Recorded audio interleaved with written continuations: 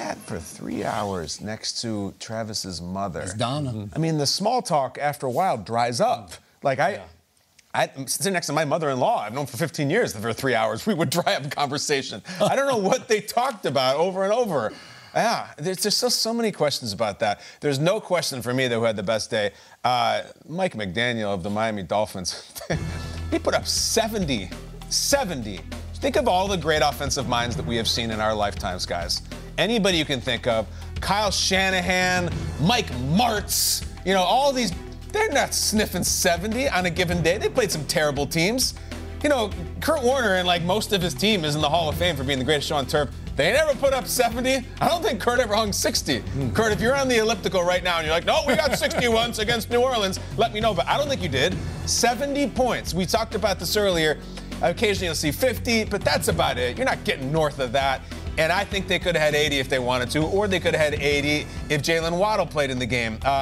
Denver has some guys on defense, like some dogs, some guys who are veterans, who have made Pro Bowls, who are respected, and it just meant nothing. And I just think Mike McDaniel, what we're looking right now is, I think we're looking when we had Sean McVay about 5 or 6 years ago, and he just arrived with this explosion, and 5 seconds later he was in the Super Bowl, and then Jason made a play and ruined his season. But I still think that Mike McDaniel is this next Sean McVay, where like, he's got next, the Shanahan and the McVay, and like he's running this deal. And Tua's amazing. The Dolphins are the #1 story in the AFC. Them and the Niners, the 2 biggest stories in the entire NFL. Mike McDaniel won the day. He's got next. He's got now. When you put up 70 points. Got now, Jay. Kyle, earlier you said we haven't talked about the Buffalo Bills enough. Talk about them. I agree with you. We talked about the Commanders for the first 2 weeks, and we said, what if the Commanders are able to beat the Buffalo Bills? Can you imagine what Monday's show is going to be like? 7-8. We're going to open the show, and we're going to talk Sam Howell, and we're going to talk the Washington Commanders. No, we're not. Nope, we're not. We're talking Buffalo Bills. Yeah, they scored 70 to the Dolphins. 37-3. You know what was impressive? If you're a Buffalo Bills fan, Josh Allen, pedestrian stats, 1 touchdown, 1 interception, less than 250 yards passing. They still won the game 37-3. And he didn't have to do it all. A few scrambles, he rushed for a touchdown. He had a nice game, but they ran the ball. 168 yards rushing, 183 last week. This is how you want to see them win.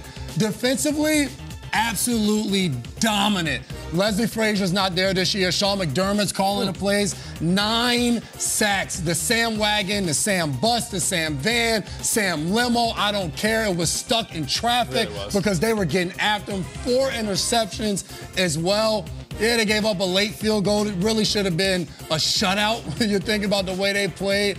The Commanders couldn't get anything going at all. The Buffalo Bills, you said week 1's a liar. They were dominant yesterday.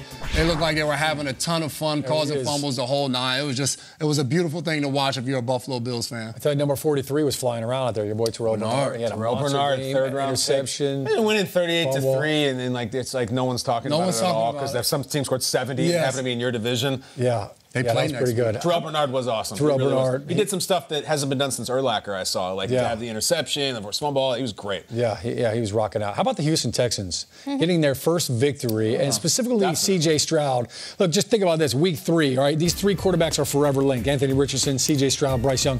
Bryce Young not playing because he's banged up, has an ankle injury. Anthony Richardson in concussion protocol. C.J.'s the last man standing here and gets his first NFL victory. But I think the way in which he's playing right now, it's remarkable. And he set an NFL record for most completions without an interception to start a career. Wow. So for him not just to get the victory, he's setting an NFL record, and then he throws a deep ball to Tank Dell. Tank Dell sets the single game receiving record with 145 yards receiving. So I think C.J. Stroud is really onto something here. The fact that he's able to kind of pick this franchise up from the ashes right now, and along with DeMeco Ryan, what he did with that defense, he inherited the worst defense in the league last year, and they were all over the field, blocking field goals, harassing the quarterback. The Jaguars, they looked like a shell of the offense that we thought they were going to be. So C.J. Stroud, Texans, DeMeco Ryan's your first win. Congratulations. Yeah, absolutely. The best day, the track is from Taylor Swift's Fearless album, which is what you have to be as a head coach in the NFL, especially when you're going up against the Dallas Cowboys. Jonathan Gannon, I think you had the best day. You also amassed your first win as a head coach with the Arizona Cardinals.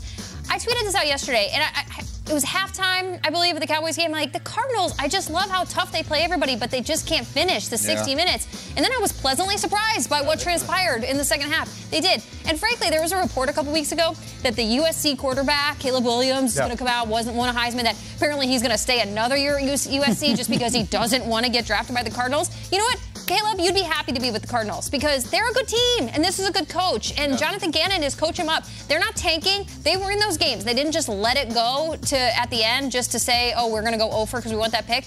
No, they beat the Cowboys fair and square, if you will. And just to really put a T on it, I grew up in a pretty house, and I had space to run, and I had the best days with you. You Cardinals, you just run all over everybody because that's a line from the song, The Best Day. So grew up in a pretty house. I grew up in a pretty house, and I had space to run. Oh, I thought you just grew up in a pretty house. Yeah, that's a line from the song. That's a line from the song because it's, I know, isn't it? No, it's a line from the song since everybody is caring so much about Taylor Swift and her lyricism this morning. You're diving in.